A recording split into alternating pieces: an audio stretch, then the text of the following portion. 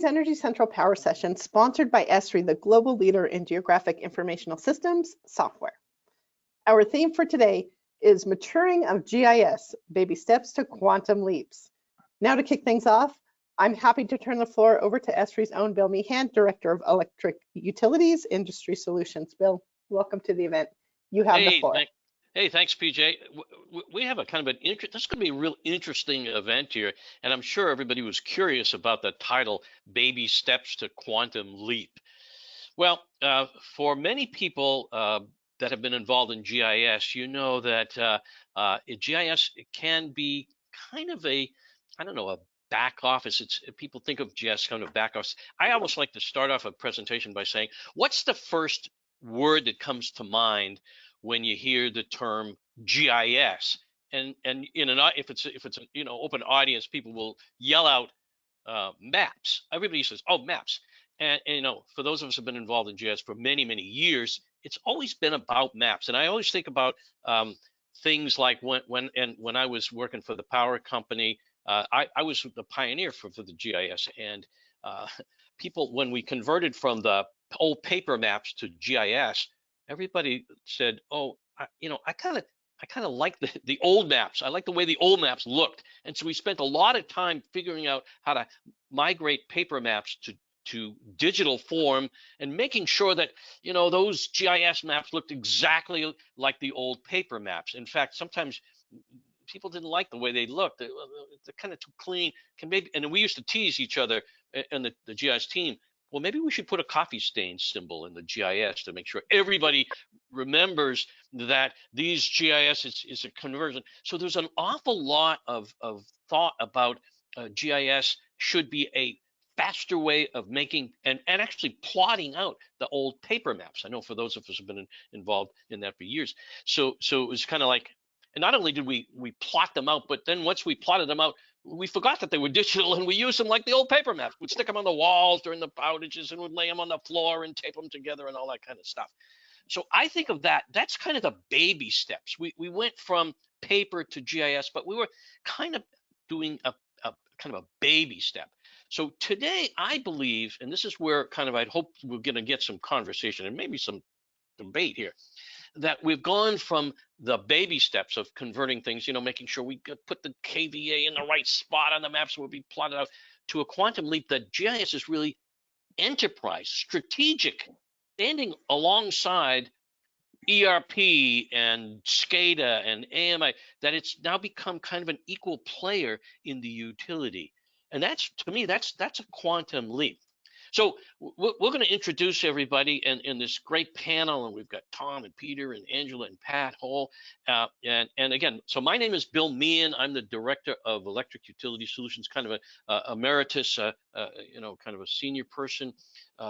And I've been involved in the GIS business for years and years and years. And I've been with Esri for 20 years. And before that, I was with a power company where I was head of operations and engineering and a variety of tasks. So I'm going to ask our panelists to have them introduce themselves, say who they are and where they work and a little bit about themselves. But then, am I right? Have we gone from baby steps to quantum leap in terms of GIS being an enterprise system? And let's start off with Angela. Angela, talk about yourself and who you are. And am I full of crap or what? Maybe not about this, Bill, but it could be something else. I'm not sure. So first of all, I'm Angela Marr, and thank you very much for inviting me to be part of this panel. So I am a GIS supervisor overseeing our GPS barcoding program. I've been in the utility industry for just about 17 years.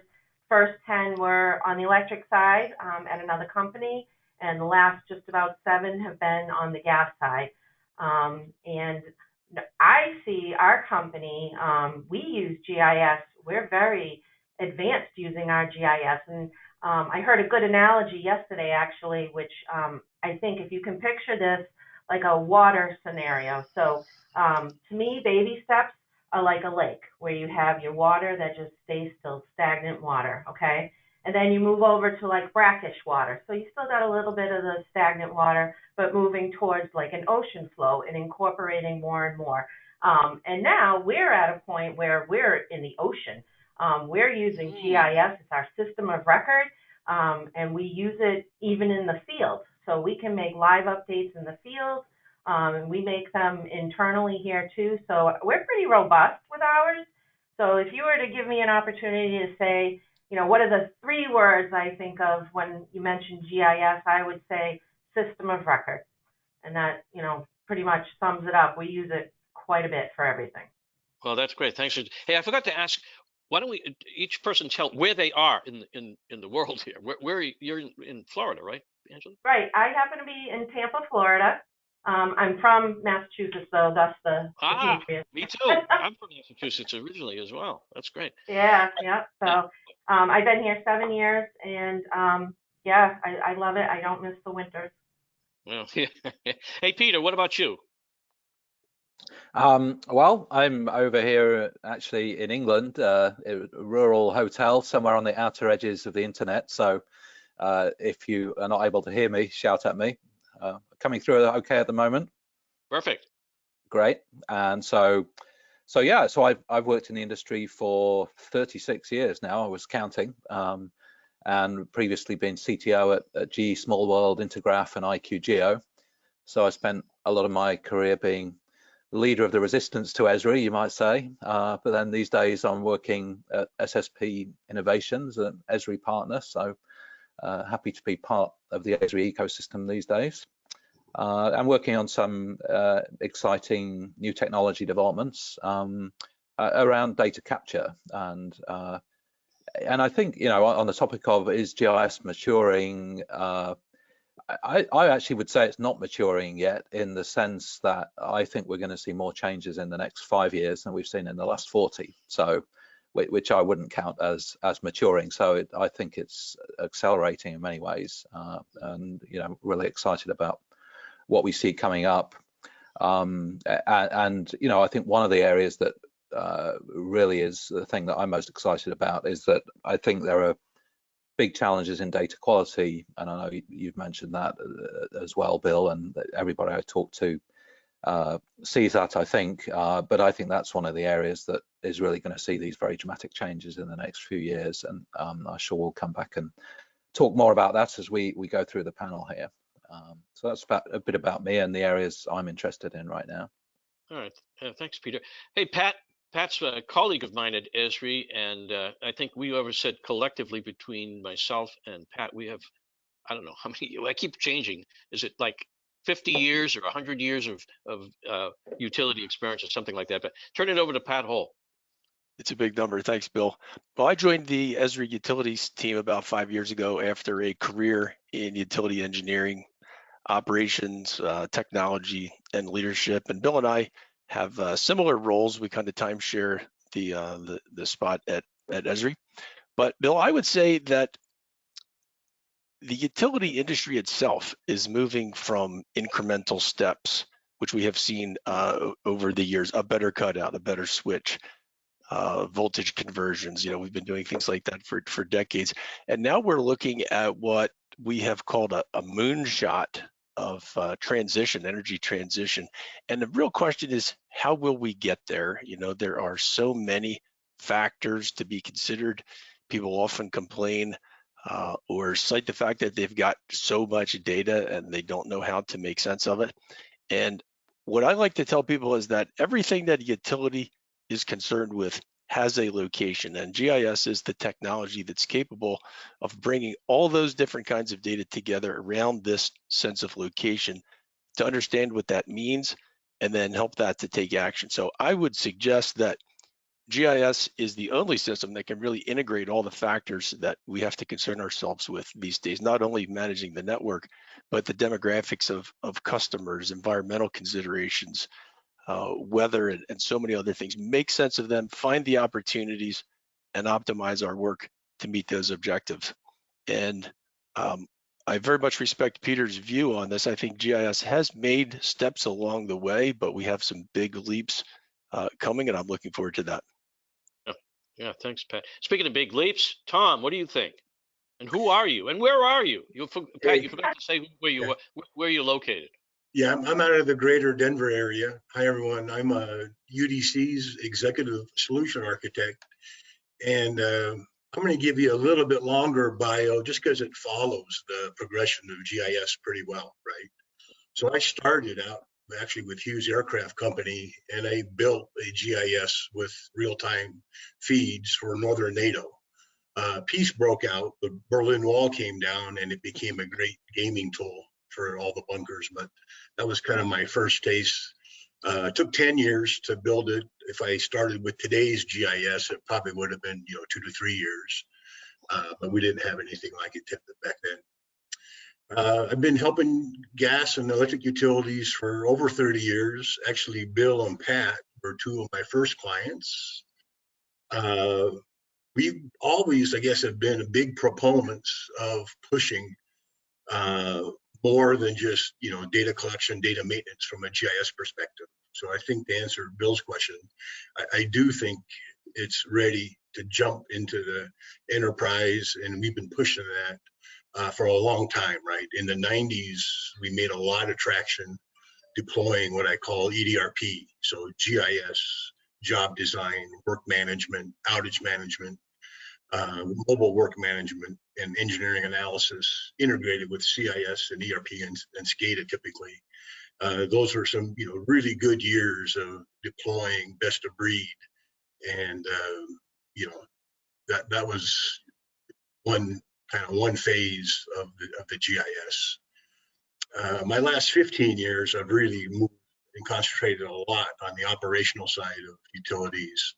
So integrating with things like ADMS, AMI, distributed energy resources, and demand side management deployments have really been a key there.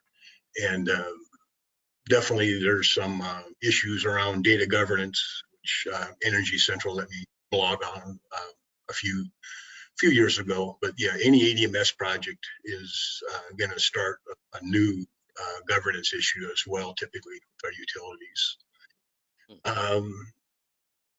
Last but not least, I guess I was able to come up with a fairly vendor agnostic pipeline safety management reference system architecture, being asked to come in and help with after San Bruno.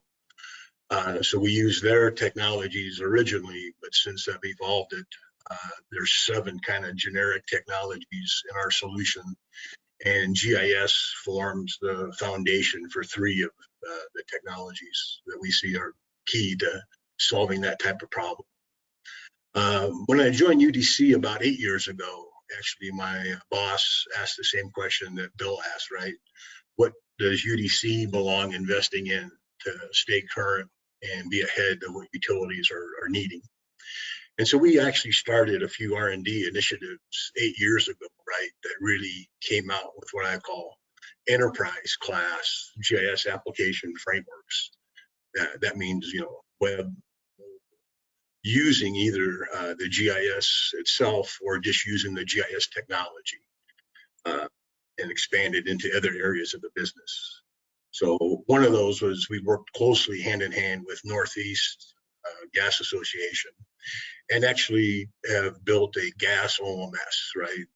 The gas industry was kind of left a little bit behind when you look at their OT systems. And we think the GIS is a great foundation for that. And we can get a little more into that later in the discussion if it warrants it.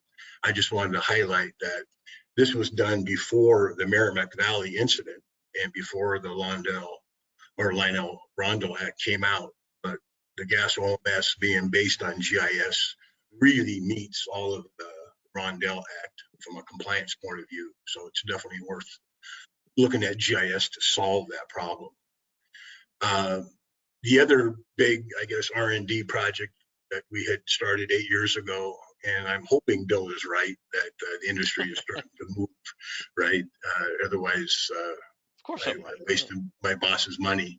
But around using enterprise GIS as a enterprise asset management, compliance management system, from planning, creating, scheduling, dispatching, monitoring, performing work in the field, and reporting to your commissions.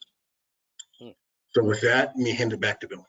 All right. Hey, that's great. Thanks, folks. I just want to remind everybody listening in the audience that please ask us questions and challenge us. You know, say, hey, Tom, I don't know, I don't believe that, or Angela, or Pat, or Peter, because we want your participation, and you can just use the chat.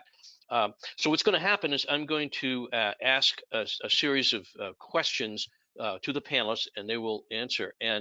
And then again, if you hear something that you either don't agree with or that you want to say, make a comment on, please put it in the chat, and we will answer it as best we can. But before we get to the first theme, I want to pick up something that Pat had said, that maybe utilities, and this would be gas and electric utilities, or water utilities actually for that matter, that we're seeing a something kind of new happening in the business, and that is in the modeling of equity.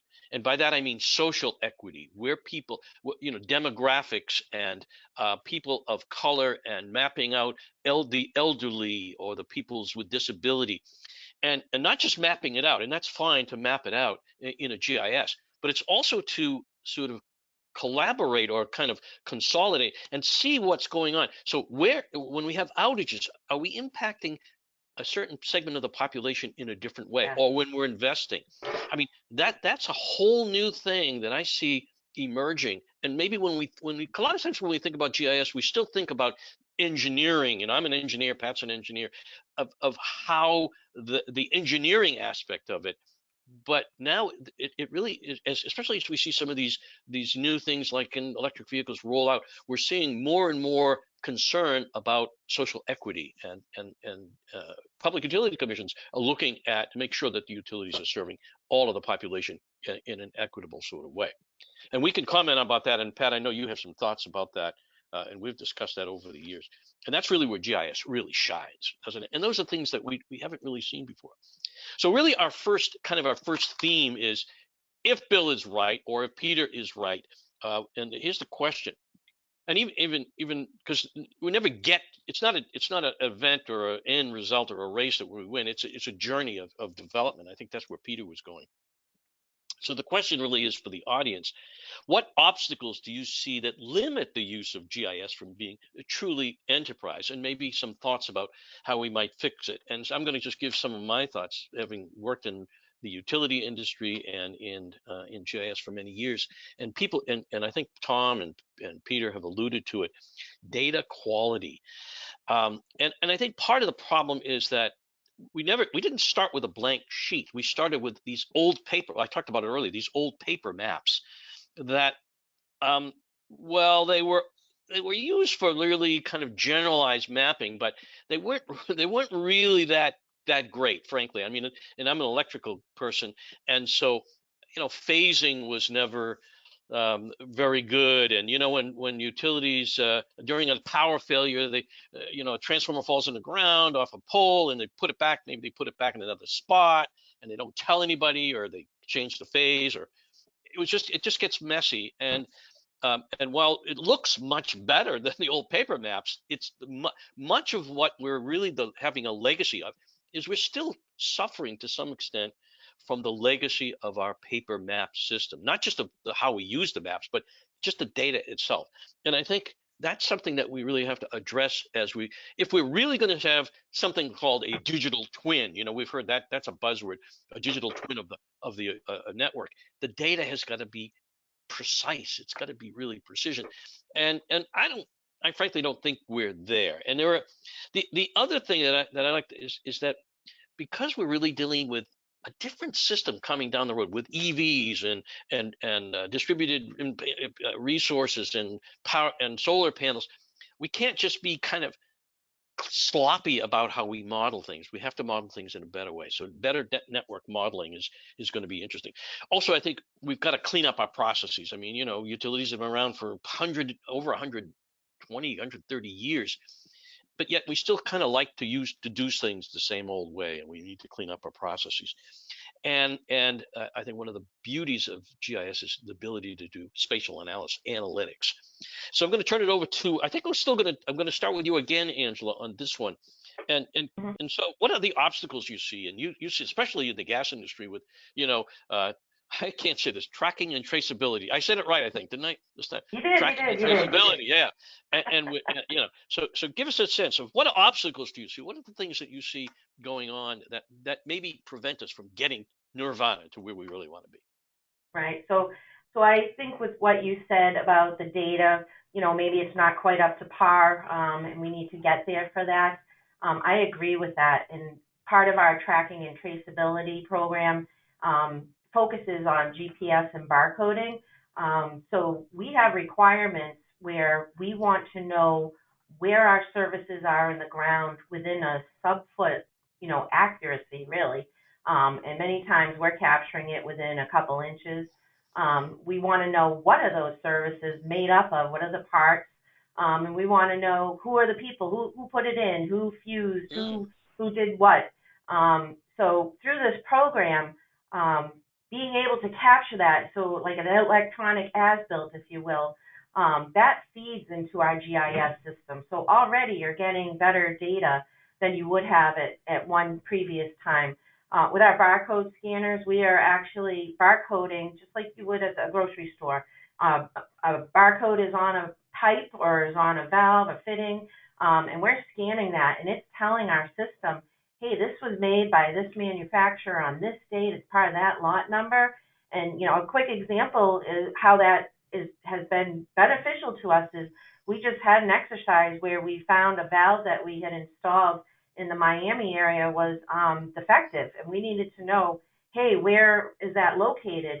And if we hadn't used GPS barcoding, we would have been flipping through paper as-built and maps, like you mentioned, to locate that. But instead, because we have this information brought in electronically now, we were able to just develop a report, pull up and find where they were, and can take us right there. So, the obstacle is getting and maintaining accurate information and being able to turn around and use that information in situations where it can improve safety. It builds confidence with with our customers and within the industry overall. So that's what I think about the data quality, and we're working towards it. So. Sure. You must have been mind reading the audience, because one of the questions was coming in just before you answered your question. It said, "What methods have you been used to improve data quality?" Boom. Certainly, and that's really kind of innovative, and it's been around for a long time, but we just haven't really used it. So that's certainly one way. There are other things, and I think some of us may have additional ways to help improve the data quality. It seems to me data quality is two sides of that coin. One is the legacy stuff that's in the ground, already there. And the other one is, how do we make sure that when we get the new data for the new stuff, that we put it in correctly? Pat, you want to pick it up from here?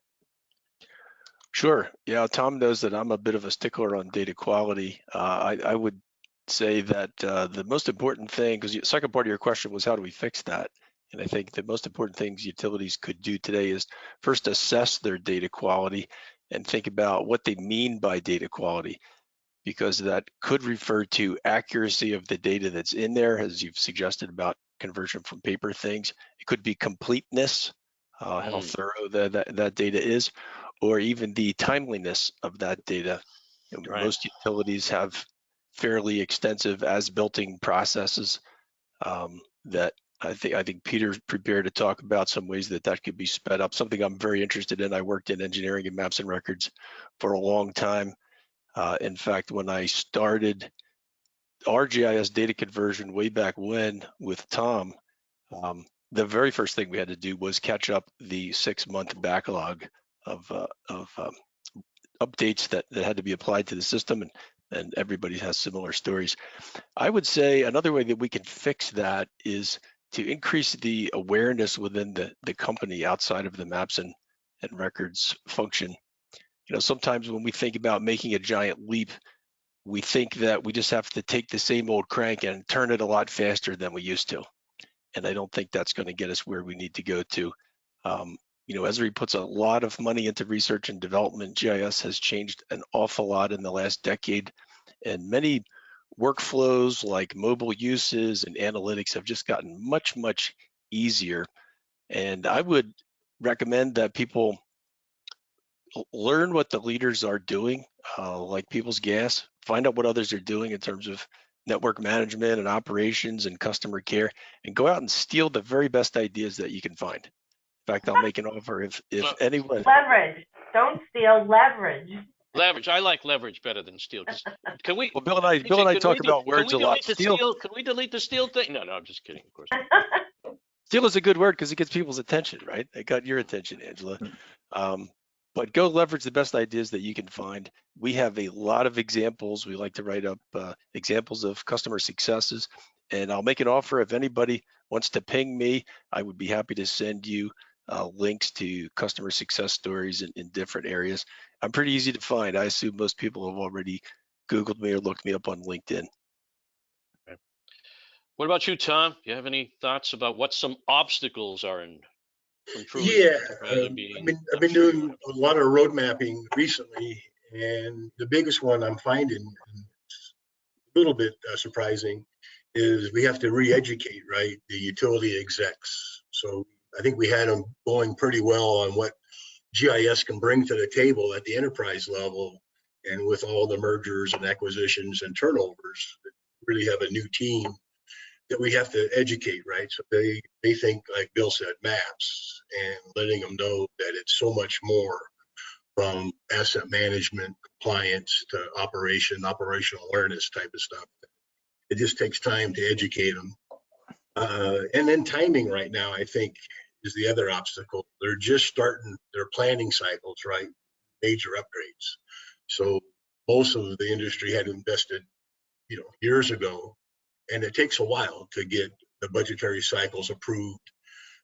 I will say that in at least all the business cases that I do, I have 6 or more business releases. The first 2 typically are the foundational migrate upgrade, and then the next 4, 5, 6, whatever, are all based on enterprise uses. And there's no way I'm going to get these roadmaps approved without all that other value, right? So I think thinking enterprise is the only way to get upgrades approved when they've been using GIS for years. I think the other barrier we're seeing, or another one, the modern integration paradigms are being supported by GIS and the other enterprise systems, but that doesn't mean our utility counterparts have embraced them all, right? So getting them to move into some of the newer architectures so we can be event-driven type of stuff will help a lot. As I said, I date way back working with Bill, so I'm pretty old. Come on, yeah. So the GIS has come a long ways from its client server. So I'm interested in this hear from Peter as well, what we think that maybe the newer stuff is going to be even on top of the new web and cloud architectures and moving with containers. Getting the utilities to adopt the cloud, though, Bill, I think is another hurdle that we have to do. Right. And right. Last but not least, and I don't want to be on a soapbox, but I probably will be a little bit, right, is that I think we have to have enterprise applications frameworks readily available, because all my business releases are, say, in that 10, 18 month time frame. But that's assuming the utilities are starting with this type of application or framework, and it just gets instantiated right at the utility with its set of enterprise OT departmental level integrations. Most utilities aren't going to spend the time or the energy to build the type of framework that's possible with enterprise GIS. So getting the commercial folks involved and having them build it, I think, is key. While I like to think that UDC started 8 years ago and is probably one of the leaders in this, we are seeing a bunch of offerings recently, right? And I think that's because utilities are moving that way, and the enterprise roadmaps, at least that I'm getting approved and budgeted, have adoption, right, for all lines of business. So I think those are the big hurdles. Is of course one is getting the money approved so they can spend it on this type of initiative. Yeah, thanks, Tom. Well, Tom, can I ask you a follow-up here on Pat's question or not? Oh, go ahead, Pat. Pat, Yeah, why don't you ask? You're going to ask Sean a question. Yeah, I was just right? gonna ask you a follow up here. One of the questions that's come in from the audience, and I'll read it to you. It says one of our GIS challenges is differences of opinion on whether or not GIS can really be a full EAM system. Could you talk a little bit about GIS capabilities for things like asset condition assessment, outstanding issue tracking, work planning, work management? I think this is right down your alley where you were headed. Yeah, no, Is this GIS is growing into those spaces, or is it more of a visualization tool for that data than a system to manage the data? There you go. And I really think based on the sophistication of the client, it can do the whole thing. But what I like to say is start thinking of your existing EAM, be the cash register, right? The GIS is not the place to manage money, but everything else. So if you do your planning visually and generate new things like program areas, CP areas, all the stuff you need to manage work, create all that in the GIS.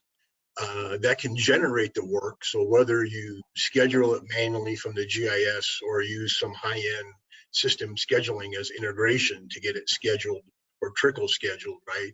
So I'm not saying that GIS is caught up by any means with some of the high-end schedulers I've put in, but it can generate the demand for those schedulers, right? And then definitely the field component is so much cleaner with a GIS, and I'll say a runtime based app that has GIS, work management, content, document management, all integrated for the end user, right? So that change management issue comes way down if you have it at their fingertips, all the data they need to do their job. And now you're monitoring it daily, right? So you're not asking anyone to do anything separately. It's just part of the workflow. Every day as the field does stuff, it's automatically updating your dashboard so you can look at where you're at. And by having what I call it, a common system, utilities have, let's say, 40 compliance programs and inspection and maintenance programs. This gives you a nice unified approach for management to look at and see where they're at. And I think since stuff like San Bruno, right, you got VPs that are responsible, having that nice enterprise-wide look is very nice. Last but not least, the closing, like I said, of work has to happen typically with the EAM system. So I'm always going to be a big proponent of closing with EAM. But from a condition-based, inspection-based type of programs, right, bringing in stuff like AI and the machine learning into the GIS, right, we're definitely seeing both clients and other vendors using the GIS to generate very good condition-based maintenance type of programs. Now, I will say, as you get further up that asset management food chain in terms of paradigm, and you have more expensive assets like substation transformers, breakers, those I think need to be synced still with EAM, and using some of those higher end asset management paradigms makes sense to stay there because they've been there for a long time. But when you think about a lot of what utilities do, it's survey, it's periodic, which lends itself to the GIS for laying out that work and managing all that work. Sorry to be long-winded. All right, there you go, Peter. Come on, you get the last word on this one. Yeah. Okay. So the topic, I think we talked about a lot of good things there, but was what limits the GIS from being truly enterprise. And I guess I had a couple of things to talk about. One was data quality, which several of you touched on, and actually maybe I'll come back to that because I think it may be on a couple of other things. But I think the other thing that I would highlight is keeping things simple, which I think is something I've had quite a bit of focus on in recent years. But really, you know, as GIS people, sometimes we're too, you know, into all the weeds and everything, and really getting enterprise benefits. A lot of it is really putting simple applications out there, simple web viewers, and really focusing on making it usable. You know, I've always been a fan of, when trying to do innovative things, looking both at what people are doing in the GIS industry, but also in other areas. And, you know, I think looking at consumer systems like Google Maps and Apple Maps can give us a lot of ideas on how to use our GIS web technologies and mobile technologies in ways that are just really simple for users. And that's a great way of moving it up, getting more visibility, getting it more strategic in the company. If you have thousands of users out there, everybody who needs access to a map or network data, has it on their device, on their phone.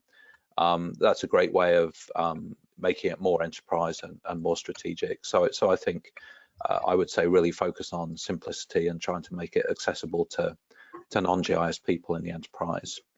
And data quality is huge, but maybe we'll come back to that on another iteration around here. Yeah, thanks. So I had a couple of comments. Well, first of all, before we get into my comments, Angela, there was a question that we didn't get to, so we want to make sure we get to the audience. It's and the question goes something like this: no, this gets hard, and we're talking about GPS devices. Costing, I think they mean $1,200 for 60 guys. I'm not quite sure. I think that's probably what it means.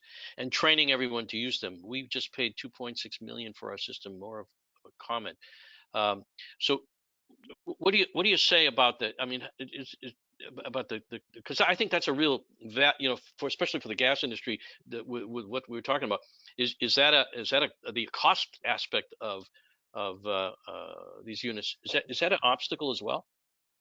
Oh, I'd like to say I'd like to know where they get their equipment from. I'd love to pay $1,200. Well, yeah, please, whoever wrote that question, so you get to call Angela and tell her. Yeah. Well, I guess it maybe too depends on the type of accuracy you're looking for, right? So, our GPS unit alone, I can speak to, is now over $6,000. So that's just one piece of equipment. We issue out kits to. So contractors do our install of new services typically, okay? So we issue out a kit. So a kit includes a GPS unit, a laser rangefinder. It includes a Panasonic Tough Pad, a barcode scanner, and a pole for the GPS unit to stay on it. And that whole kit costs a little over $13,000. So that's our investment per crew, pretty much. And the company, when we did this program, it was well over $4 million to implement this. We have about 200 crews, between 180, 200 crews out all across Florida using this. So it's a huge investment, and it's equipment, can fail after time, so you have to reinvest in it, right? Keep buying it. So I'm hoping prices do come down, but it's a safety issue for us. We see this as an investment in our safety, in our system. If something goes wrong in a gas industry, we all know, what can happen. It can be terrifying and have long range implications, So and even so much so as changing, legislation, which is actually what started this whole GPS program at our company, was pending legislation for tracking and traceability, so companies knew where their stuff was within a, finite area and what that was made up of and who did it, like I had mentioned before. So it's hard. We actually, and just a side note, we at Tico Peoples Gas, we actually own the equipment. We give it to the contractors to use, but they are responsible for it. And if anything goes missing, they have to reimburse us for it. So it's a huge investment, but the outcome of what we get from it is invaluable, right? So yeah, well, it's all about a return on investment, and not just in terms of dollars, but also in terms of outcomes that you talk about, particularly around safety. Tom alluded to, he used the term San Bruno, which for those that are not, I'm not sure if everybody remembers, that was 4 or 5 years ago.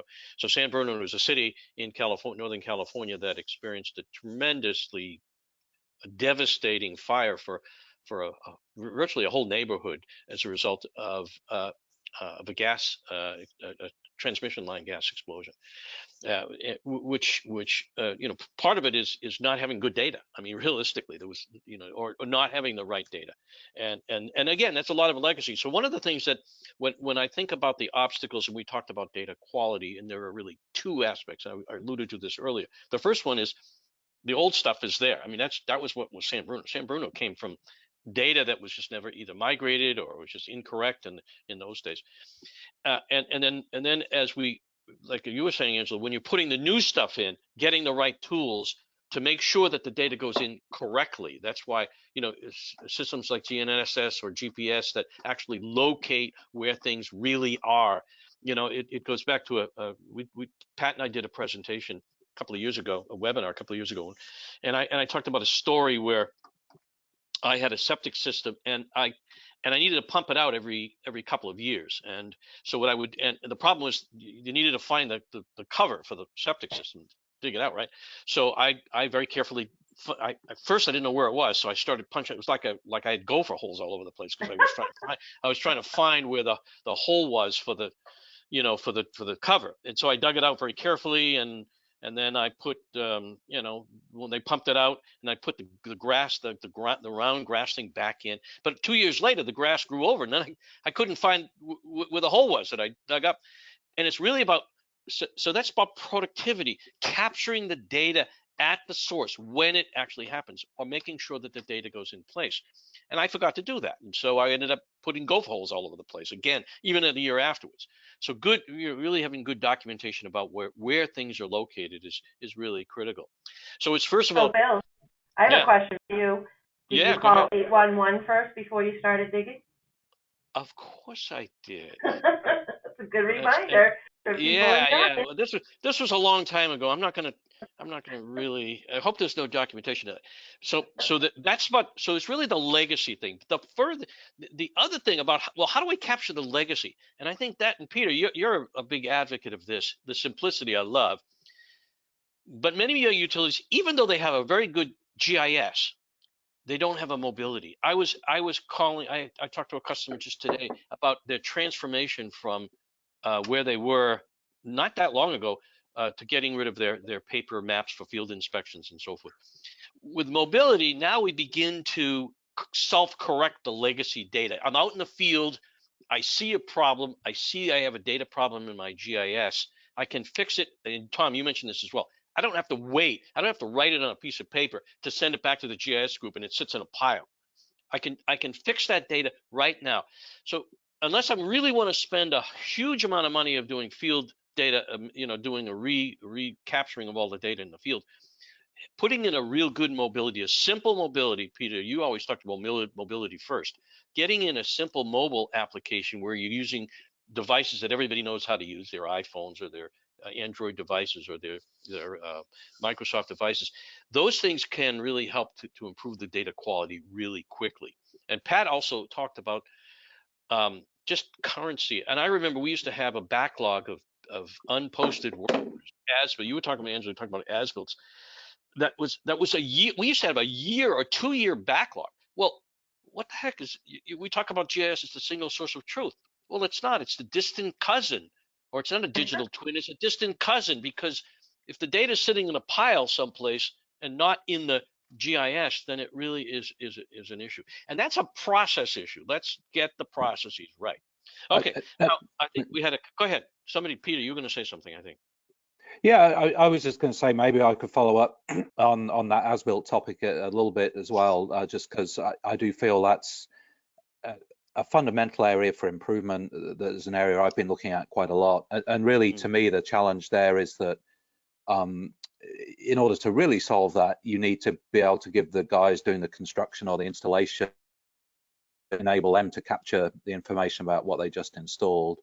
And part of the challenge has been, you know, those sort of folks are typically technology resistant, and even with the kind of simplest forms-based applications and so on, it's been hard to get adoption from those construction guys. And that's where I feel there are really new technologies coming along now, computer vision, machine learning, augmented reality, that, you know, may sound like, you know, quite forward-looking things, but they're really here today.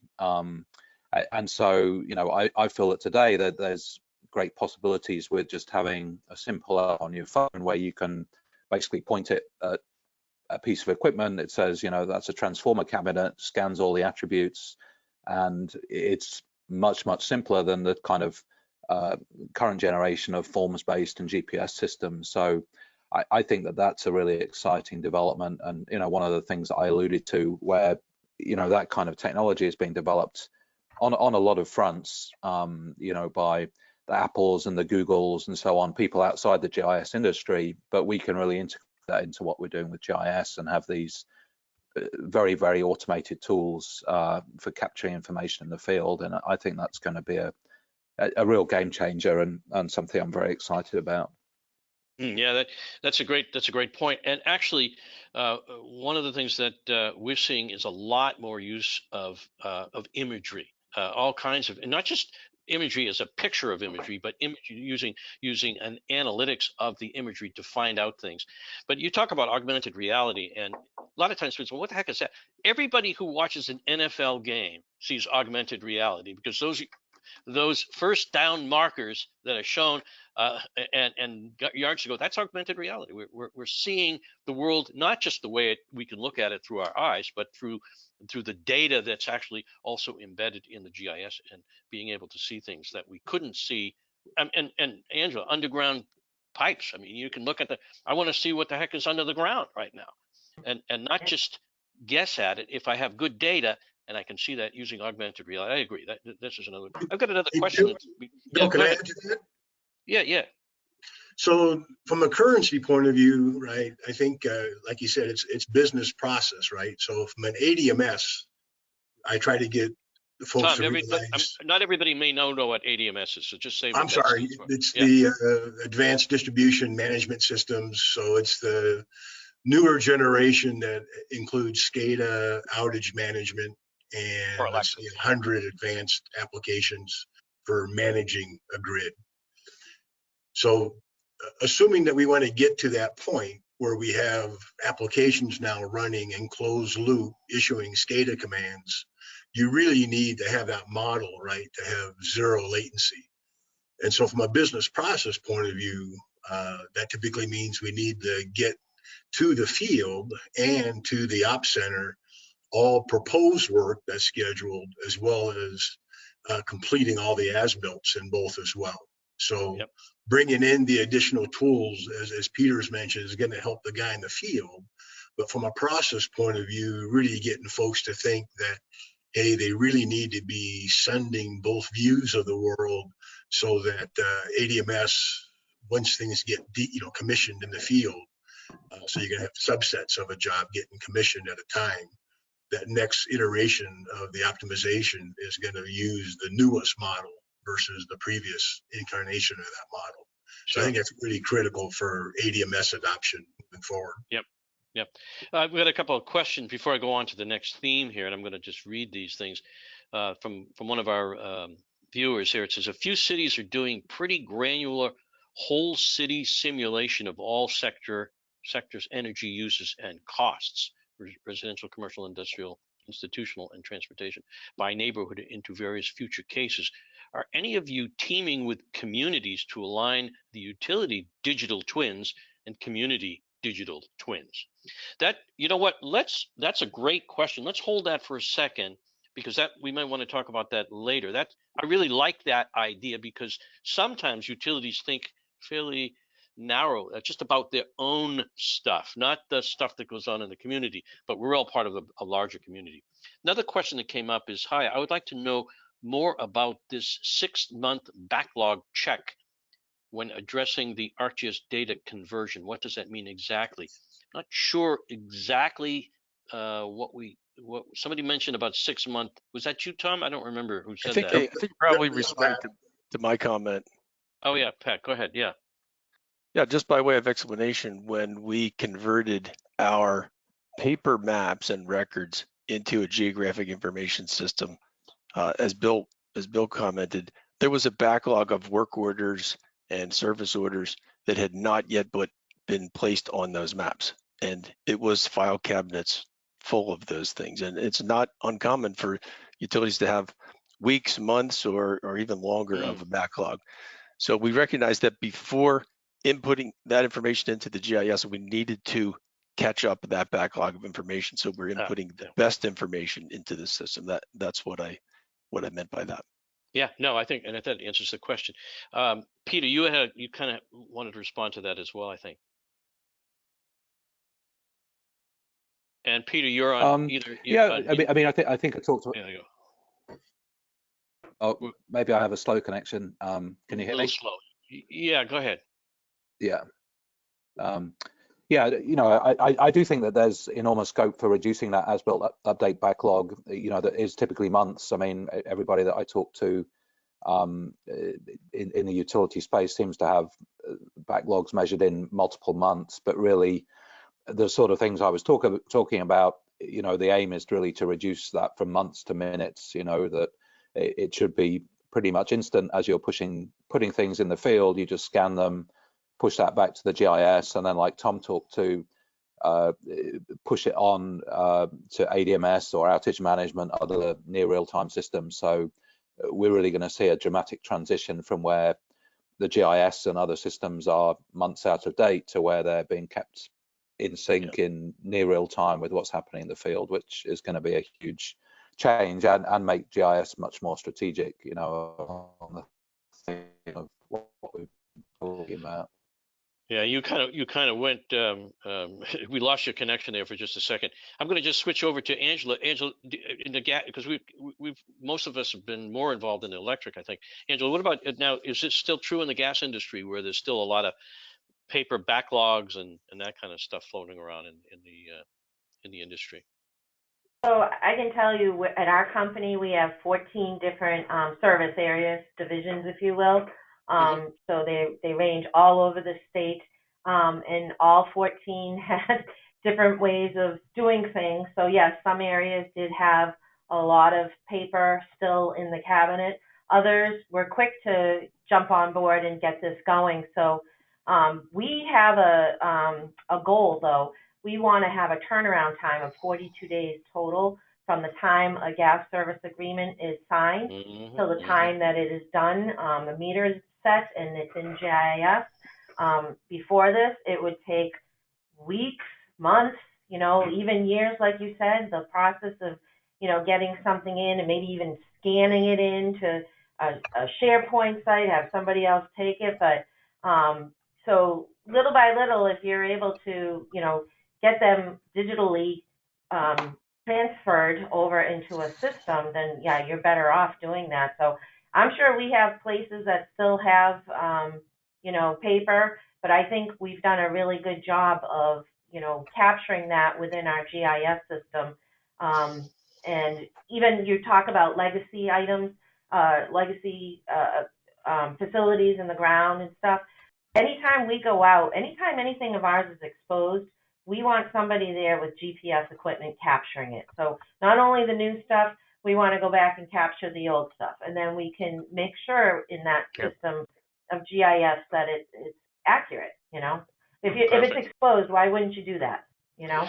Well, that's right. When I was digging for my manhole cover for my septic system, why didn't I do the location then while the hole was dug? Yeah, absolutely true. And that's it. You're right. That's another, going back to an earlier question in the audience.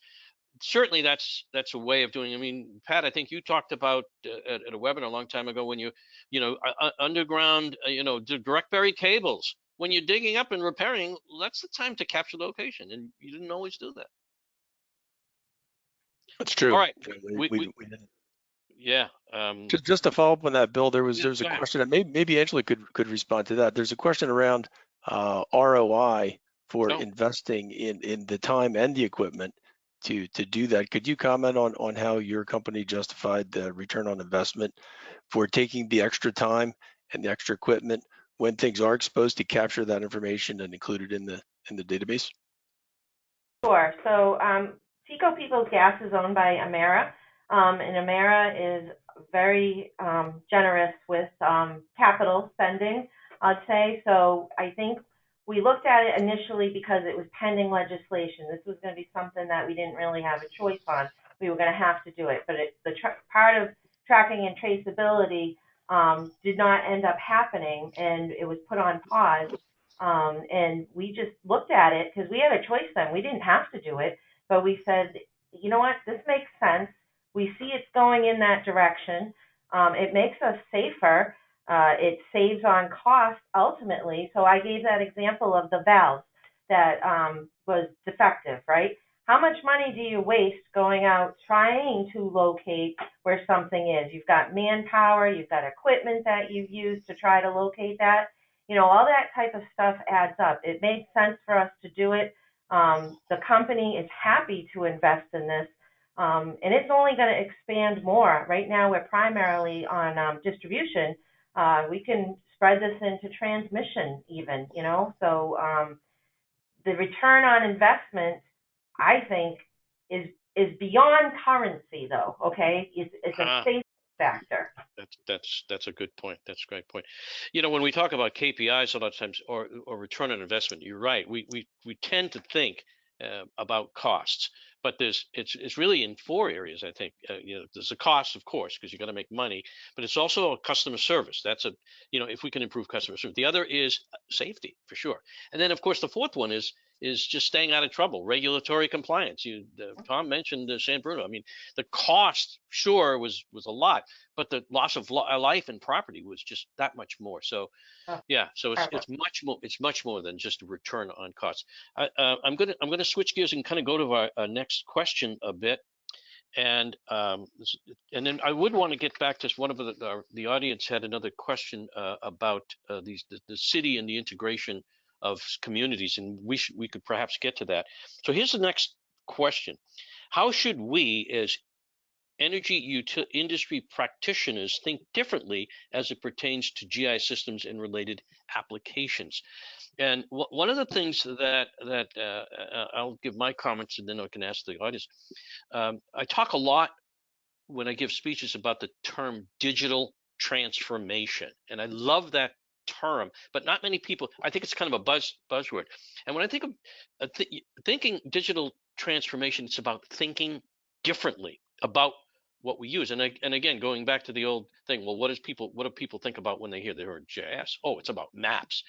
Well, I actually think it's not just about maps. It's about one word, discovery. Finding out something that we never knew about. Finding out where, like we're talking about equity, where we ended up with our outage response, our investments really tended to not take into account an equity thing. And I always have these examples of when we converted from old digital VHS tapes to DVDs. That was like a digital transformation, but it really isn't, because we never really changed our behavior. We still had the DVD in our glove compartments and in boxes in our garage. But when we went from DVDs to streaming video, then all of a sudden, oh wait, we're completely thinking differently. We're thinking a whole new way of looking at the world. And I'd like to get your thoughts on this notion of thinking differently about GIS and how it will impact the utility industry. And I think I'm going to kick it off with Tom Helmer. Thank you, Bill. PJ, can you bring up the electric enterprise slide? So this is kind of my traditional slide when I do roadmaps to try to get GIS adopted, right, by all the other lines of business. The construction work management area is typically, as Bill mentioned, and Pat and the whole panels, right? That's been the emphasis for years. But I'm going to concentrate on some of the other high value ones, and then based on time, we may do some more. But let's look at operations and control. And again, the GIS data going to those systems has been around for a long time. But one of the big values is bringing data back from those systems and using the power of the GIS as a data marshaling tool. So from a digital twin as operating view world, because there's really no one system when you look at what's in the op center that gives you a complete view. And none of those systems are really designed to be great for either management or stakeholder views as well. So bringing it back into the GIS and then slicing and dicing the views that may be required. I had some clients that they're getting pushed hard if they have multiple wards they're supporting, right? Tell every ward lieutenant how much resources were applied to their ward during the last big event. Right? They want that level of visibility.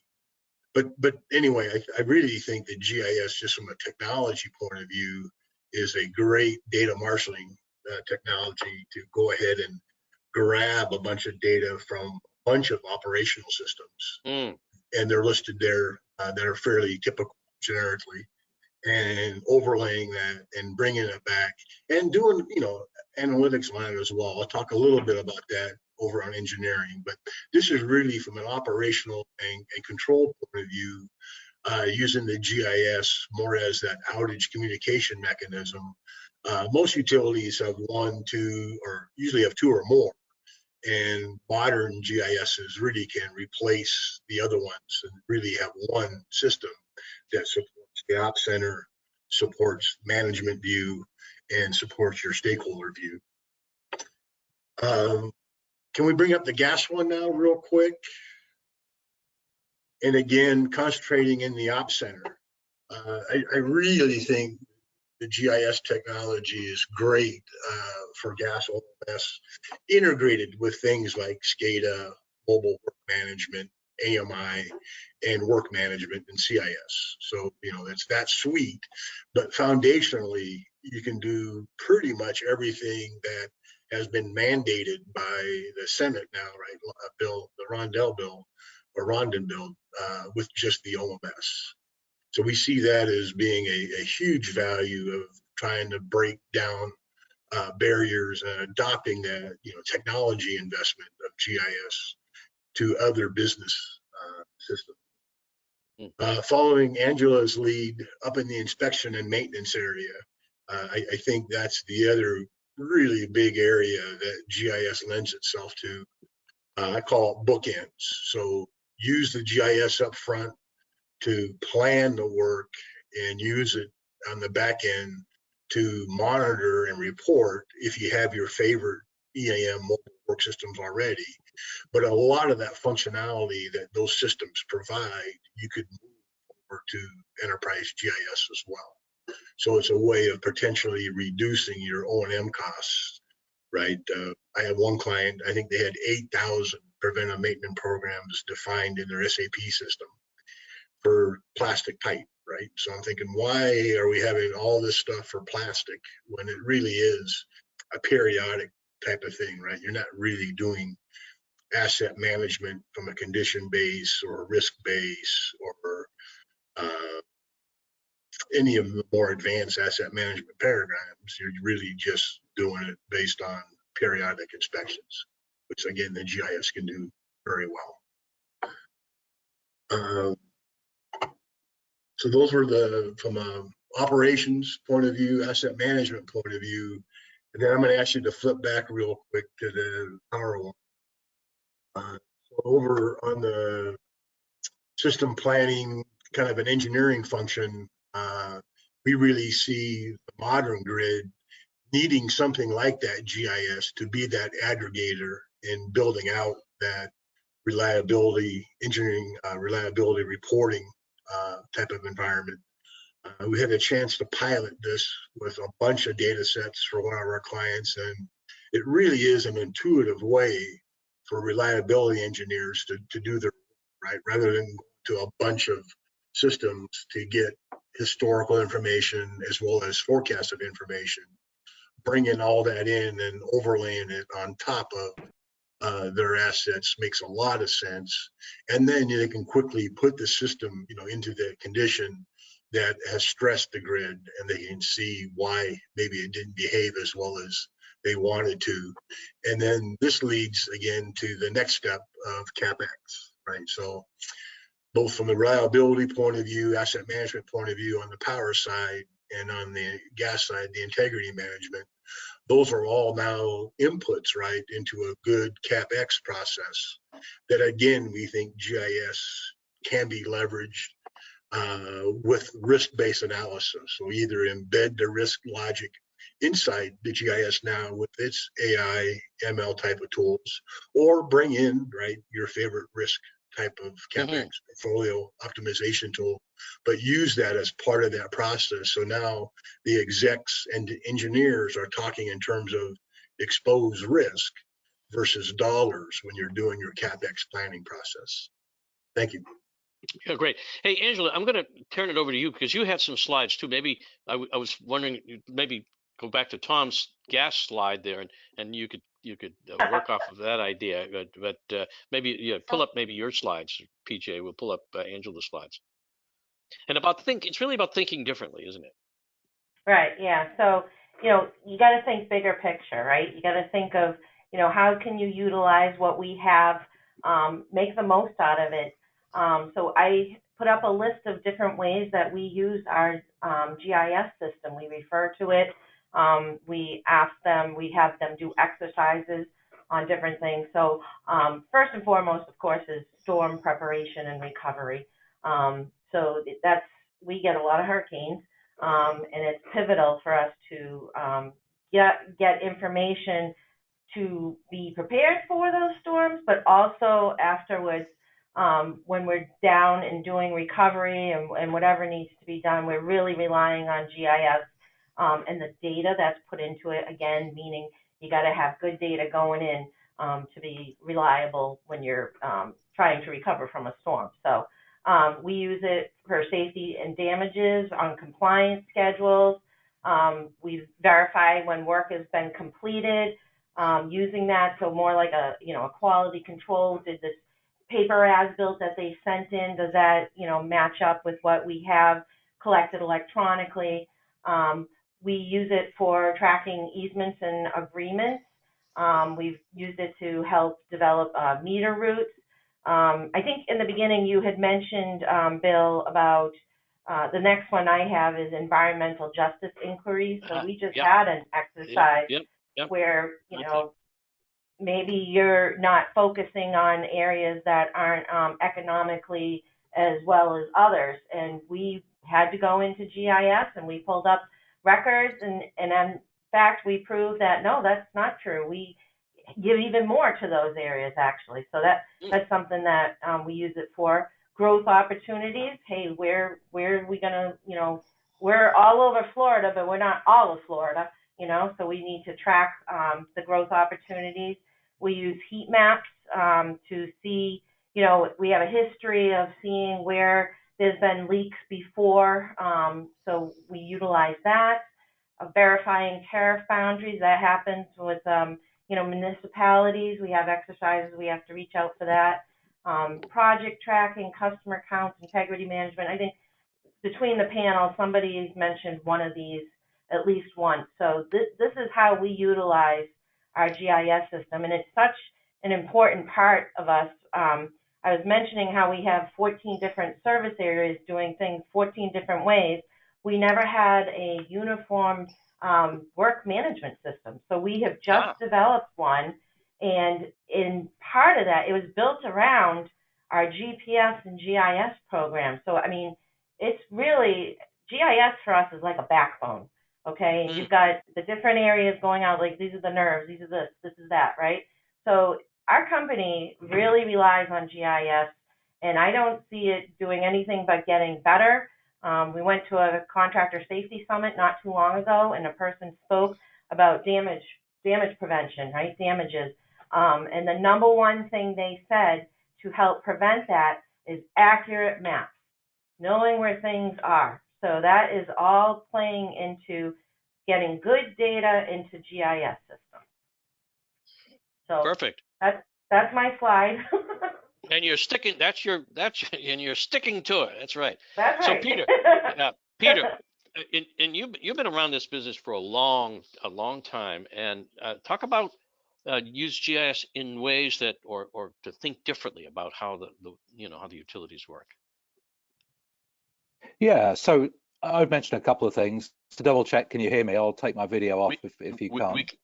We can right now really well. Yeah. Okay, great.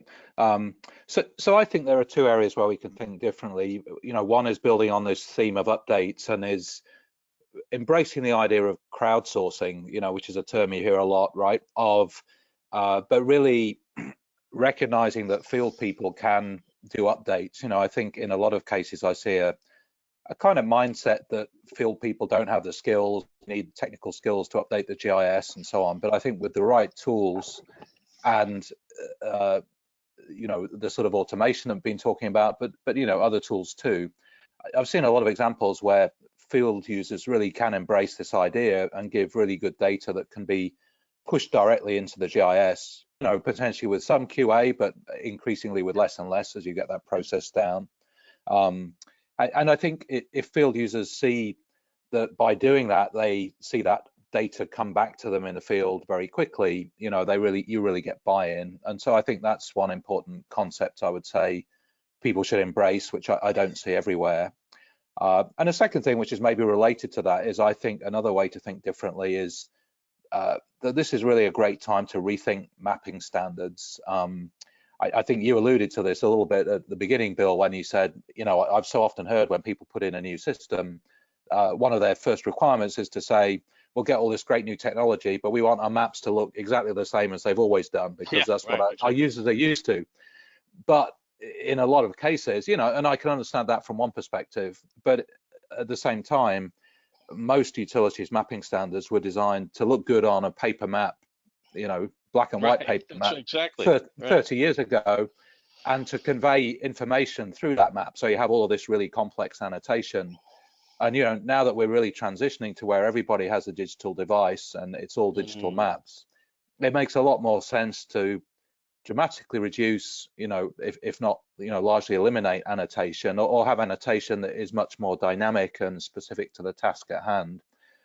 So I think that's another area that kind of fits with this whole theme of, you know, really pushing updates back automatically and reducing the amount of manual editing that you have to do, because often there's just really a lot of manual editing that goes into sort of details of white space management and so on. So I think as people are, you know, a lot of people migrating to new systems now, and I just encourage people that while I'm sure you get some user resistance, I think rethinking mapping standards is something else that feeds a lot into this automating of data updates. So that's the second thing I'd mention.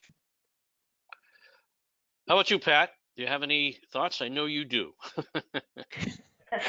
Well, I really appreciate the comments so far. Bill, I liked when you started off talking about maps, and you know, people often think of maps as the first response to what does GIS do. And I wonder, what do you think of when you think of a map? Do you think of a small sheet that goes out for staking in the field, or do you picture hanging files in a substation room, flat files? Well, what kind of maps do you picture? We're seeing a lot of change in the workforce. And if you ask somebody from the younger workforce, what is a map? They're going to say, well, this is a map. It's a service, right? It's up to date. I can poke at it and get additional information. It knows who I am. It knows what I'm allowed to do. It knows what I'm not allowed to do. And a question came in about how do you get field people to adopt field tools? I would say the answer to that question is you make their life a lot better, because they're frustrated by data that's out of date, updates that they've given that take 6 months to show up back in their maps, if they even get them that quickly. If it takes 6 months to happen in engineering, how long until they have a folded up map in the box behind the seat of their truck? It can oftentimes take a lot longer. And I think GIS is poised with mobile apps that are streamlined to what people need to give engineers and the line workers and customer service reps and managers the information that they need to do their work better. And not only within the company, but also customers and the community, to give them the information they need for the transparency that they desire.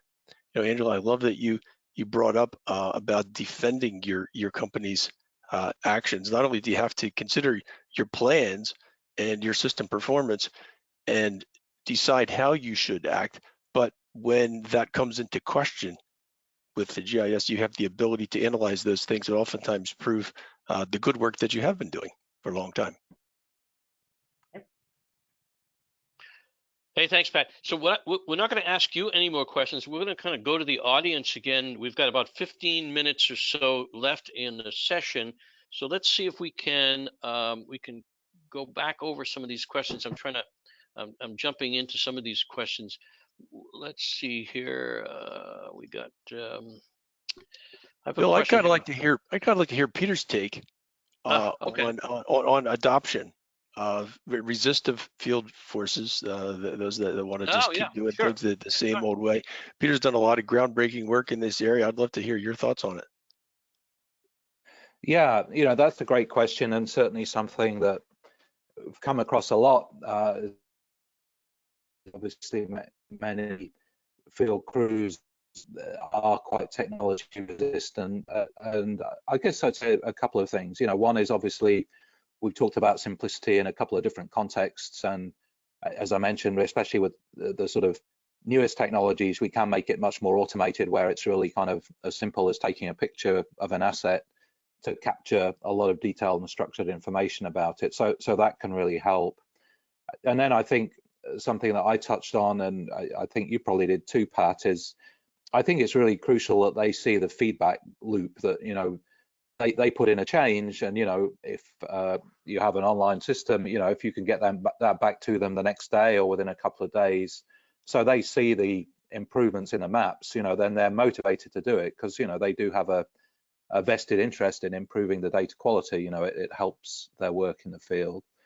So I'd say those are a couple of really key things. And then I guess just one other comment, again, someone kind of touched on this, but I think we are seeing this interesting kind of demographic transition, where you've got the older field workers, many of whom are nearing retirement, who are quite technology resistant, and then coming in who grew up with PlayStations and all this kind of thing, and they look at this old technology and say, what is this? And they're expecting things on iPhones and so on. So I do think that demographic transition helps with the adoption as well. And of course, getting at least some field users engaged will then help bring others in too. So those are a few comments I'd make on that.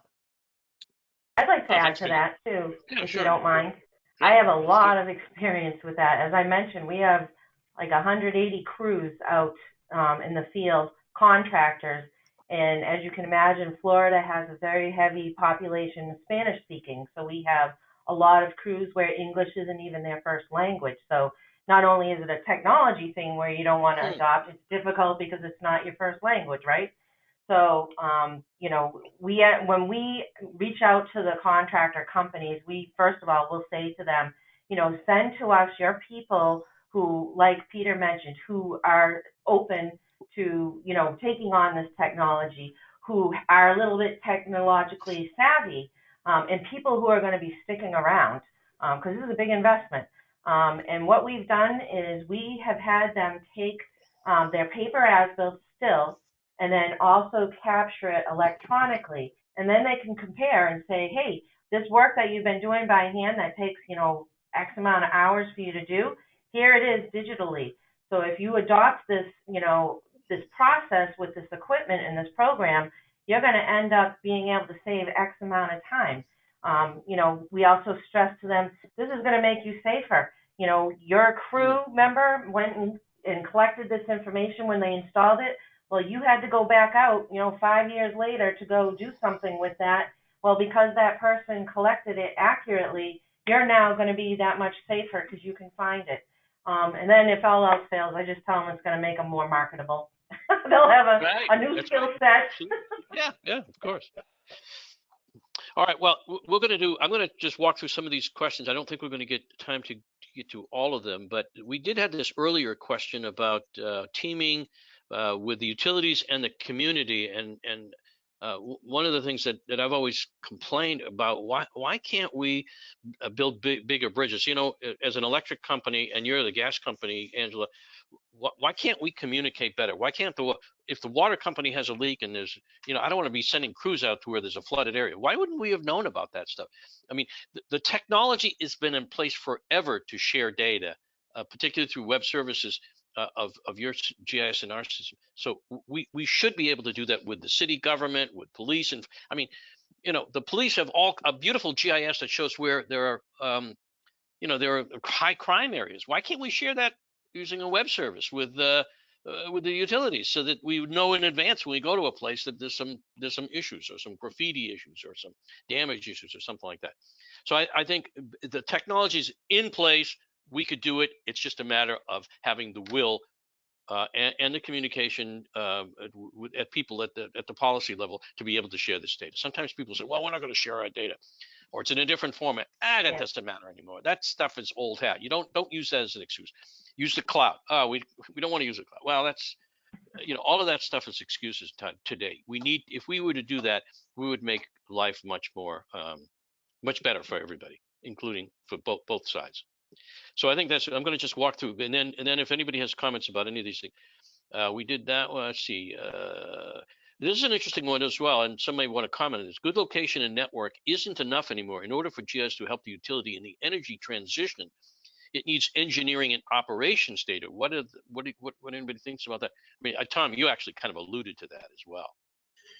Yeah, I don't think we want the operation stuff, right, to be done in the GIS, but using the GIS to correlate it all, I think, is a great use. So it's more of that enterprise GIS application that's integrating with the EAM systems, the operational systems, the engineering forecasting systems, but bringing it all in one place.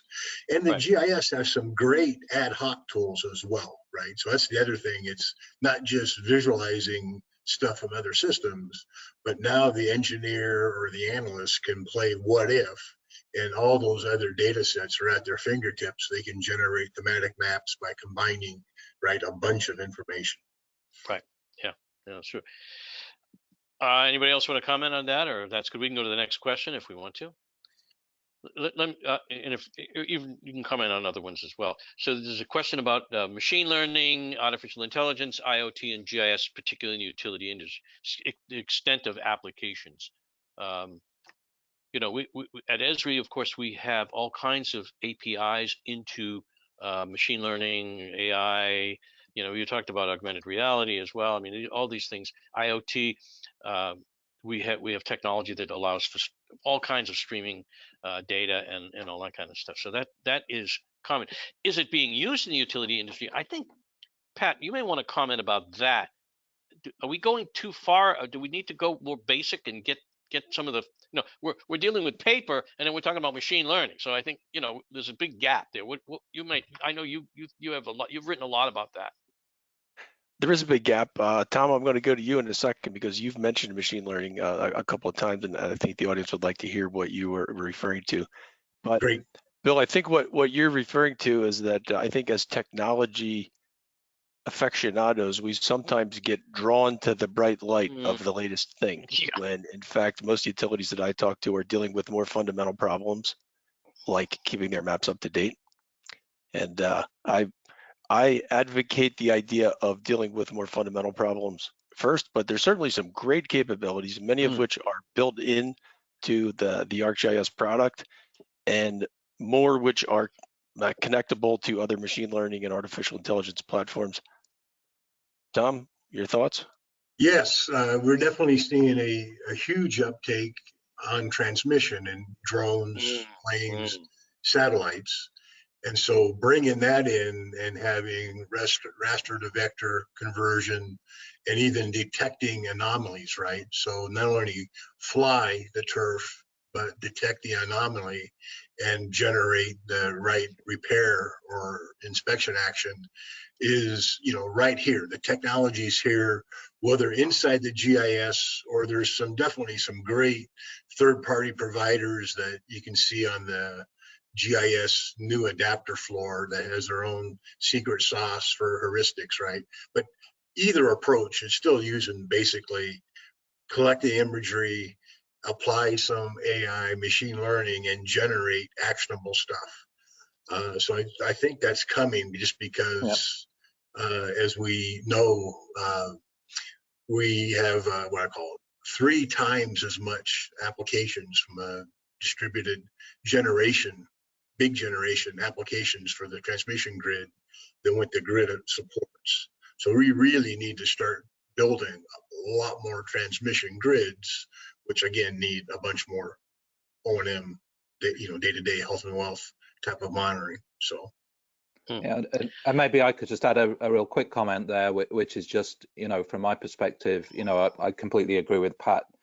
You don't do these things, kind of just for the sake of it, or you have to make sure there's a really clear benefit. But in the work that we're doing, we're using machine learning to drive computer vision apps. So you just point your phone, it knows this is a pole, this is a manhole, this is a transformer, and that's a very practical application of machine learning today. So, it is here and usable in the right scenarios today.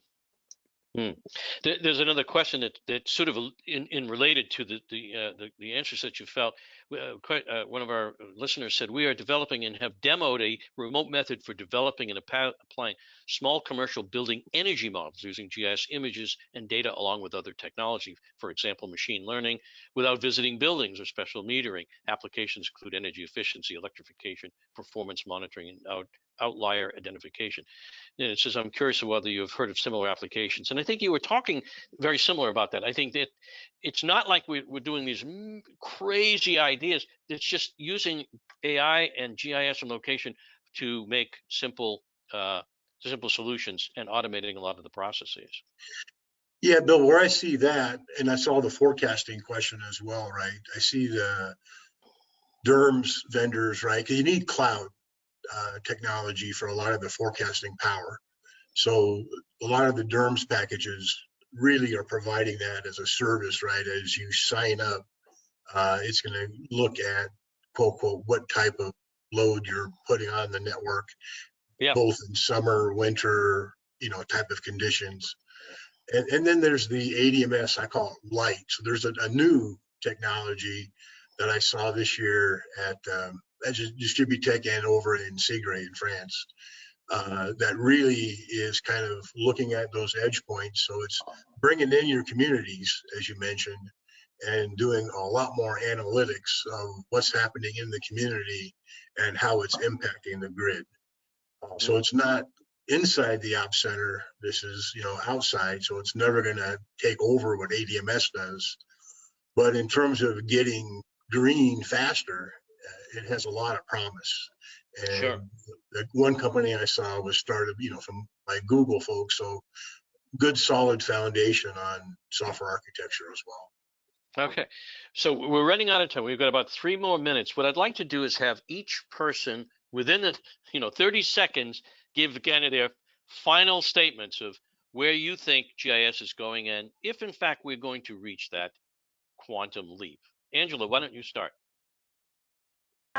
Yes, so I do think that. I know personally I would like to make sure within the next 10 years that all of our facilities, our legacy facilities are captured in GIS. I think it's just going to expand even more with the introduction of our new work asset management program. We're incorporating that in different ways to track the assets, all the way to paying invoices. So, and GIS is through that funnel, and it goes through that. So, yeah, I don't see any slowdown for us. I see it expanding more and more, even my department growing, and I think it's going to do that throughout the industry. Excellent, thanks. Tom? Yeah, I would say if you remember the pinwheel, ignore construction for a bit because there's a lot of GIS going on there already. But I think all your other work management systems, right? I would leave this as a kind of a parting shot is, adopt the GIS as the front end kind of planning and the back end reporting to all your work processes. And I think you're going to get, well ready for the big leap into using enterprise GIS just by augmenting your business processes to bring it in as a better planning solution and a better monitoring solution. Yeah, thanks, Tom. Peter? Yeah, I think there's going to be an absolute quantum change in what GIS data will look like in a 5 to 10 year period. So more or less zero latency in terms of updates coming back in, centimeter accuracy, 3D maps of the world. There's massive investments coming from strange directions like augmented reality gaming, companies like Niantic that we can leverage. Self-driving cars are driving a huge amount of things. So you're going to have these very, very high precision 3D photorealistic models. That's also going to drive a new generation of visual positioning systems that will kind of supersede high precision GPS for the kind of applications we're doing. Just with a standard phone, you can get extremely high accuracy. So, you know, very, very exciting changes that are just going to totally change the quality and the look of geospatial data in that time frame, I think. Perfectly. Perfect. Pat. Well, Peter, thanks for bringing up 3D. I think if you're looking into the future, GIS is going to become more 3D in the 5 to 10 year range. I think you're going to see that everywhere. But to just step back and look at the big picture, we as utilities for the last 100 years have done a great job of providing safe, reliable, cost-effective service. And what we've been doing has gotten us there. What we are struggling with as an industry is how to provide all of that and do it in a more sustainable, more resilient, more equitable, more modern way. And I think in order to do that, we need the perspective that GIS brings to all the workflows that you mentioned, Tom. And so I expect to see a lot of growth in this area. We're in the quick steps phase right now, but I think it's going to pick up a lot of speed, as Peter suggested. Great, thanks, Pat. So thank you all panelists. Great comments, and we could probably talk another couple of hours and answer all of these questions, but I'm going to turn it over to PJ right now and give some final thoughts. Thank you, Bill, and thank you, panel. Fantastic discussion today, and thank you especially team at Esri for making today's event possible. For our audience, we hope you've enjoyed today's discussion. Please take a moment, fill out our survey that pops up as you log off and give us your feedback so we can continue to provide you with quality content. Thank you so much for attending. This does conclude today's presentation.